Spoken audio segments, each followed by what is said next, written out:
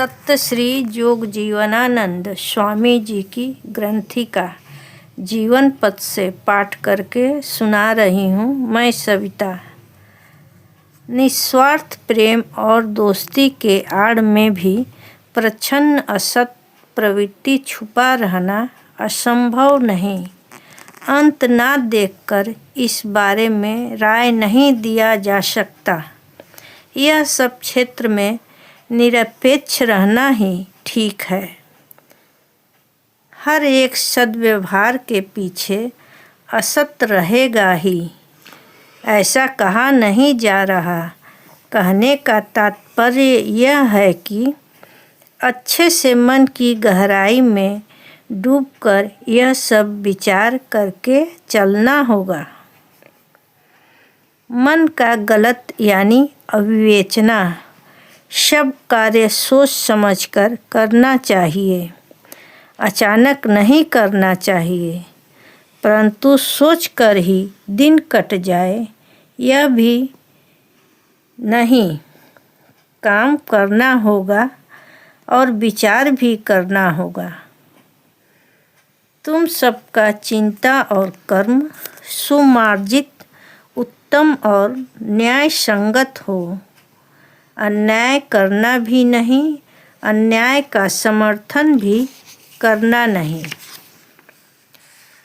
80 साल के वृद्ध के मन में एक ताज़ा मन रह सकता है और एक नवयुवक के मन में भी एक अति वृद्ध का मन रह सकता है। उम्र का हिसाब मन के उम्र से नहीं होता। चिंता और जीवन की घटनाक्रम से मन की उम्र होती है। नदी की स्रोत और लालसा का वेग कभी सीधा रास्ता तय नहीं करता। इनका बहाव स्वभाव से वक्र और सहज ही निम्नगामी होता है। अभ्यास और विचारों से इन्हें सहज गति और उद्दग करना पड़ता है। केवल मात्र अपना ज़रूरत और गरज को ही बड़ा करके मत देखो। तुम्हारा गरज मिटाने के लिए अगर किसी और को अनिष्ट हो जाए तो उस क्षेत्र में अपना ही क्षति थोड़ा स्वीकार कर लेना ठीक है। अवश्य यह भी देखना जरूरी है कि दोनों में किसकी क्षति अधिक है और किसके तरफ न्याय है। सदा ही न्याय का पक्ष स्वीकार कर लेना चाहिए। मन स्वस्थ ना रहने के कारण ही शरीर भी अस्वस्थ रहता है। इसलिए मन को सदैव प्रसन्न रखना चाहिए। मन उसी का बीमार रहता है जो ज़्यादा झंझट अपने सर पर लेता है। बिना कारण झंझट सर पर मत लेना। कर्तव्य कर्म नियम से करते जाना। जिसमें तुम्हारी कोई ज़रूरत नहीं वैसी घटना से जुड़ो ही नहीं। वह सब उपेक्षा करके चलो। बाहर की चकाचौंध से मुग्ध नहीं होना। सचमुच का गुण और गुणी का कद्र करना।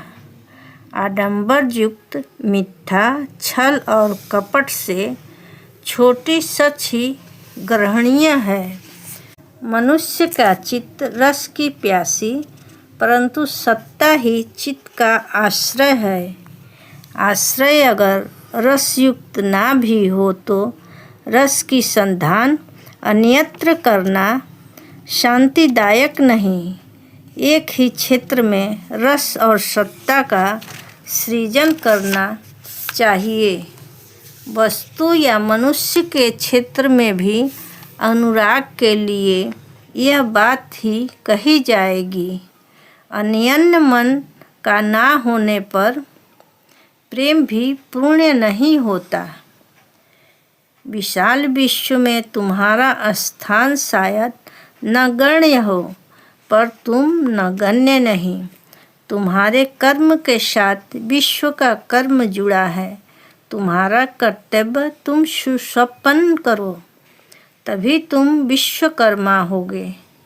ईश्वर और धर्म को लेकर कुछ निराधार धारणा पोषण मत करना। इस संबंध में विशिष्ट ज्ञान लाभ करने की कोशिश करना। जो धर्म का गलत अनुष्ठान करता है, उससे जो धर्म आचरण नहीं करता वह भी अधिक अन्याय नहीं करता, परंतु धर्म आचरण अवश्य कर्तव्य है और ईश्वर के संबंध में सत्य ज्ञान रहना जरूरी है। ईश्वर सर्वव्यापक, सर्वशक्ति के समिष्ट, सर्वत्र समभाव से विराजित एक अखंड आत्मा है। परमार्थ के लिए यह समस्त एकत्र शक्ति का कोई आकार नहीं। जगत में जड़ चेतन जो कुछ भी देखते हो, दृश्य अदृश्य, इसका कुछ भी ईश्वर को छोड़कर नहीं है, यानी उसके अतिरिक्त कुछ भी नहीं। व्यक्त और अव्यक्त सब एकत्र होने से जो होता है वही ईश्वर है। धर्म शब्द का सही अर्थ है वस्तुगत शक्ति का यथार्थ अनुशीलन। मनुष्यों का वस्तुगत शक्ति है मनुष्यत्व, इसलिए मनुष्यत्व अनुशीलन ही धर्म है, जो समस्त कर्मानुष्ठान से हर एक मनुष्य का व्यक्तिगत, समाजगत, आत्मिक सर्वविध उन्नति और सुख हो और देहांत के बाद मुक्ति लाभ हो, वही सब कर्मों को धर्म कहा जाता है। केवल पूजा पार्वन, तीर्थ भ्रमण इत्यादि धर्म नहीं, जागतिक सब कर्म भी धर्म के अंतर्गत है। सच्चाई से अर्थ उपार्जन, देश हित, लोक हित, स्वास्थ्य रक्षा, संसार प्रतिपालन, यह सब ही धर्म है। संसार की सीमा रेखा से धर्म बाहर नहीं। ईश्वर उपासना विधि पूर्वक करना चाहिए। अपने रुचि अनुसार अनाड़ी की तरह नहीं करना चाहिए। व्यक्तिगत रुचि सदा न्याय संगत नहीं हो सकता है।